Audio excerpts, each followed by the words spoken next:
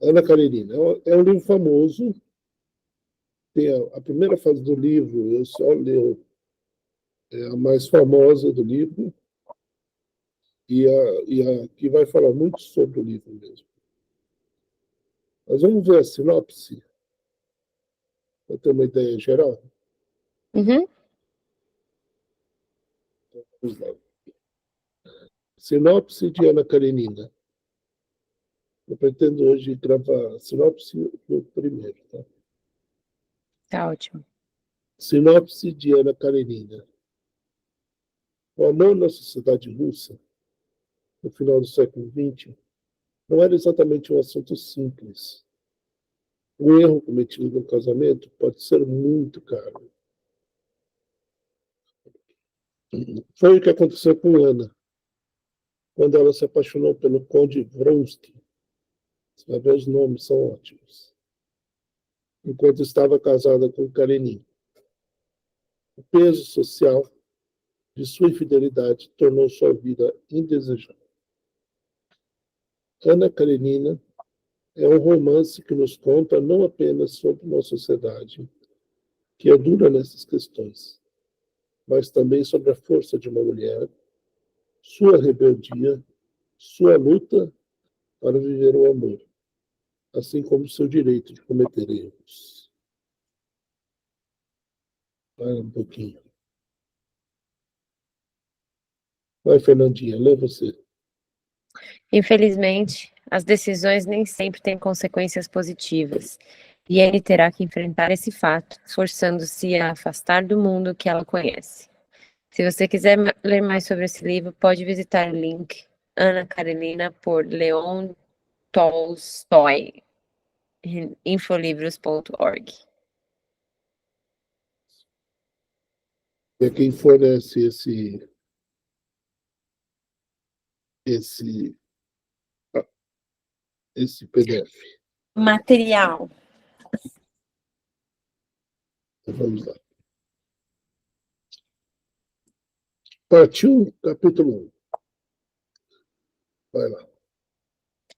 Capítulo 1. Todas as famílias felizes se parecem, cada família infeliz é infeliz à sua primeira maneira. Ou, vai ter que Pode começar de direito. novo. Isso Às faz vezes eu parte. boto palavra no texto que ela não existe, viu? Faz parte da minha mente. Então. Mas essa é a Capítulo... frase mais famosa do Tolstói. Assim. Não, eu já comecei tudo errado. Então, eu conheço duas frases do Tolstói. Conheço essa e a outra que eu conheço dele é falando alguns homens que pensam.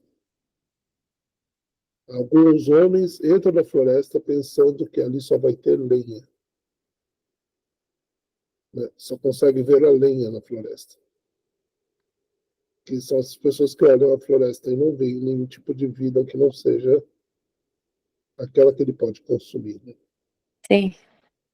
Vamos lá, vou começar de novo. Parte 1. Capítulo 1. Todas as famílias felizes se parecem. Cada família infeliz é infeliz à sua maneira. Tudo era confusão na casa dos Oblonsky. A esposa ficara sabendo que o marido mantinha um caso com a ex-governanta Francesca e lhe comunicara que não podia viver com ele sob o mesmo teto. Essa situação já durava 3 dias e era um tormento para os cônjuges, para todos os familiares e para os criados. Todos, familiares e criados, achavam que não fazia sentido morarem os dois juntos e que as pessoas reunidas, por acaso, em qualquer hospedaria estariam ligadas entre si, do que eles, os Então, familiares e os criados as de pessoas Oblonsky. reunidas por acaso em qualquer hospedaria estariam mais ligadas entre si do que eles. É legal essa imagem. É. A esposa, a, a esposa não saía dos seus aposentos. O marido não parava em casa havia 3 dias. As crianças corriam por toda a casa, como que perdidas. A preceptora inglesa se desentendera desentendera com a governanta e escrevera um bilhete para uma colega, pedindo que procurasse um outro emprego para ela. O cozinheiro abandonara a casa no dia anterior. Na hora do jantar, a ajudante de cozinha e o cocheiro haviam pedido as contas. Então, tá uma zona, né? No No terceiro terceiro dia, dia, deixa eu continuar. No terceiro dia após a briga, o príncipe Stepan Arkadievich Oblonsky, Stiva, como era chamado na sociedade, na hora de costume, ou seja, às 8 da manhã, despertou não no quarto da esposa, mas no seu escritório, no sofá de marroquim. Virou o corpo farto e bem tratado sobre o sofá de molas, como se quisesse de novo dormir demoradamente. Abraçou o travesseiro com força, pelo outro lado, e apertou o rosto contra ele. Mas, de repente, se ergueu de um salto, sentou-se no sofá e abriu os olhos. Sim, sim. Como era mesmo? Pensou, lembrando o sonho. Sim, sim. Como era? Sim. Alabim dava um jantar em Darmstadt. Não, não era em Darmstadt, mas algo americano. sorry, Sim. perdi a conexão por alguma razão. Desde quando Oi? você tinha sumido? Tinha, você não percebeu? Não, porque eu estou vendo o texto, não estou vendo você. Ah, Por isso que eu não. eu sumi faz, sei lá, 1 ou 2 parágrafos. Que legal. Mas pode continuar.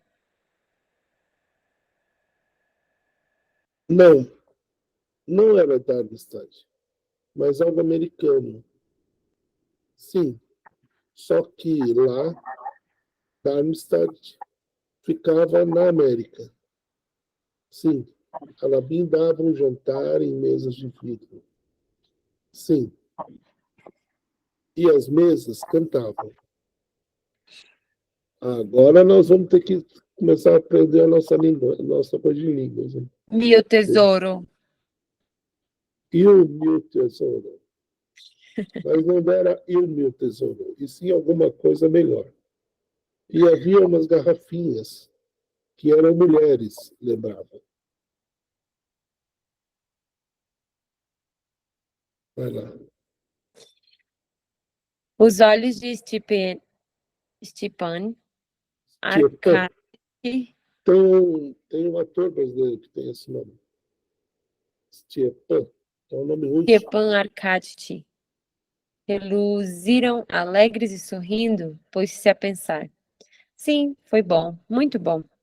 E ainda aconteceram muitas outras coisas extraordinárias, que não se dizem com palavras e, depois de acordar, não se podem exprimir nem em pensamentos. E ao notar a faixa de luz que penetrava pela beirada de uma das cortinas de feltro, baixou alegremente seus pés do sofá, procurou com eles os chinelos bordados pela esposa em marroquim dourado, presente de aniversário do ano anterior, e, segundo um antigo hábito de 9 anos, sem se levantar, estendeu o braço na direção em que, no seu quarto de dormir, sempre ficava pendurado o roupão. E aí lembrou, de repente, como e por que não estava dormindo no quarto da esposa, mas sim no escritório. O sorriso desapareceu do seu rosto e ele franziu a testa. Ah, ah, pôs-se a grunhir, lembrando tudo o que acontecera. E sua imaginação de novo reproduziu todos os pormenores da briga com a esposa. O caráter completamente irremedável foi muito. Peraí, eu sei. O caráter Irremediável. Peraí. Ah, o caráter completamente irremediável da situação e o mais torturante de tudo, a sua própria culpa. Sim, ela não perdoará e não pode perdoar. E o mais terrível é que o culpado de tudo sou eu. Eu sou o culpado. Mas não tenho culpa. Nisso está todo o drama, pensou. Ah. repetiu com desespero, recordando as impressões mais penosas daquela briga. O mais desagradável fora o primeiro minuto, quando ele, ao voltar do teatro, alegre e satisfeito, com uma enorme pera nas mãos para presentear a esposa, não encontrou na sala. Para sua surpresa, tampouco a encontrou no escritório. E, por fim, foi dar com ela no quarto de dormir, com o maldito bilhete, que tudo revelava em sua mão. Ela, a Dolly, eternamente preocupada, atarefada e de inteligência curta, como ele havia, estava sentada imóvel com o bilhete na mão e olhava para ele com uma expressão de horror, o desespero e de ira. Que é isto? Isto? Perguntou ela, mostrando o bilhete. E nessa lembrança, como acontece muitas vezes, o que atormentava Stepan Arcadie, Stepan Arcadie era menos o fato em si do que a maneira como ele respondeu a essas palavras da mulher. Aconteceu com ele, nesse momento, o mesmo que ocorre com pessoas surpreendidas em uma circunstância demasiado vergonhosa. Não soube preparar suas feições para a situação em que se viu, diante da pessoa, após a revelação de sua culpa. Em lugar de ofender-se, negar, justificar-se, pedir perdão ou até ficar indiferente, tudo teria sido melhor do que aquilo que fez. Seu rosto, de modo completamente involuntário, reflexos cerebrais, pensou Stepan, que gostava da fisiologia, e de modo completamente involuntário, abriu de repente seu sorriso costumeiro, bondoso, e por isso mesmo tolo. Esse sorriso tolo, ele não conseguia perdoar-se. Ao ver o sorriso, Dolly estremeceu, como em que razão de uma dor física. Prorrompeu com seu ardor peculiar, numa torrente de palavras brutais, e precipitou-se para fora do quarto. Desde então, não queria ver o marido. O culpado de tudo foi aquele sorriso idiota, pensava Stepan Arcadie. Mas o que fazer? O que fazer? Dizia para si mesmo com desespero, e não encontrava a resposta. Ou seja, deu B.O. Lascou-se. Então, acho que podia só comentar, não sei se tem. A ideia minha é a gente comentar um pouco os textos que a gente lê, sabe? Aham. Que às vezes tem alguma coisa que, sei lá, pô, você achou estranho. Estranhos são esses nomes, cheios de coisa que a gente tem que usar a garganta para falar e respirar tudo junto. Cheio de consoantes, né? Eu acho que o texto é um texto bem antigo, né? Pelo jeito que se É um escreve. texto do romantismo, sim. É um texto do século XIX. Por exemplo, aquela parte demasiado vergonhosa. É. Eu estava já esperando demasiada vergonha. É, Demasiada coisa, não vergonhosa.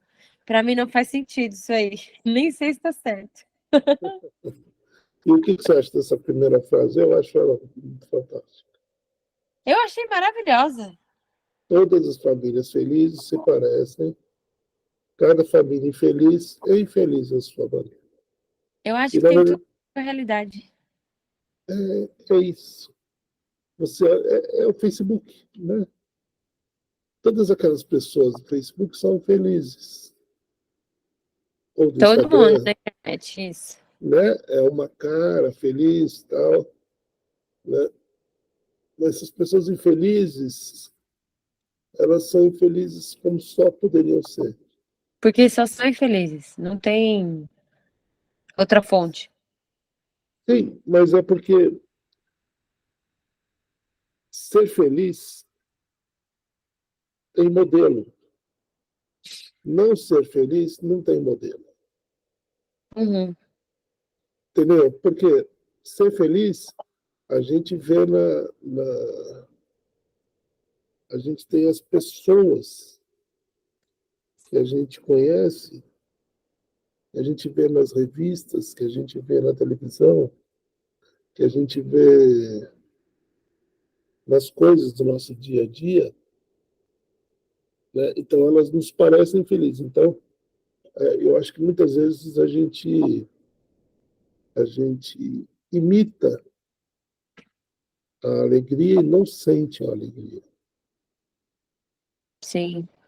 A gente acha que é feliz, às vezes, só porque está copiando o modelo do outro. É. Por exemplo, claro, você teve os seus motivos, os motivos que foram os seus para ir para os Estados Unidos, Sim, que eu conheço e outras pessoas conhecem e tal.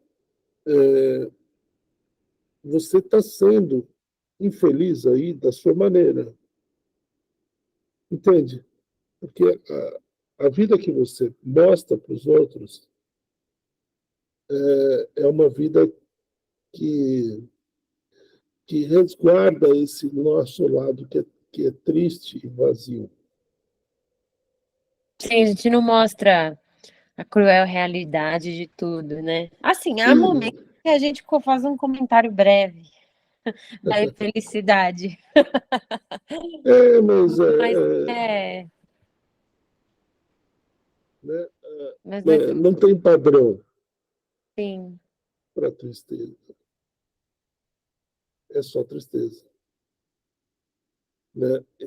E acho que é interessante isso, porque você vê essa família, ele é muito bem sucedido, você vai ver, financeiramente, ele é um funcionário público importante, né, chefe de um tribunal, é uma casa elegante, porque tem governanta, tem professora de inglês, tem tinha, né? preceptora. Todo mundo foi embora, todo mundo se demitiu. Fica E aí tudo. dá um BO desse e acaba toda essa aparência se esvai, se desvai, né? Sim, E na medida que o livro vai passando, as consequências que não são só não só do Oblonsky, mas a forma como aquela sociedade está tinha de ser hipócrita, sim, né? E isso é bem legal no livro, né? Mas não chega a ser um Machado de Assis, que é realismo. Isso aqui é o romantismo. romantismo. Eu me lembro É, de ter estudado isso na escola, mas não me é, pergunte diferente. mas você vai ver que ele tem todos os aspectos, são histórias de costumes, né?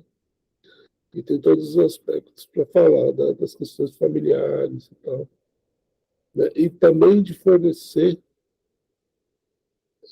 esse, esse modelo de felicidade.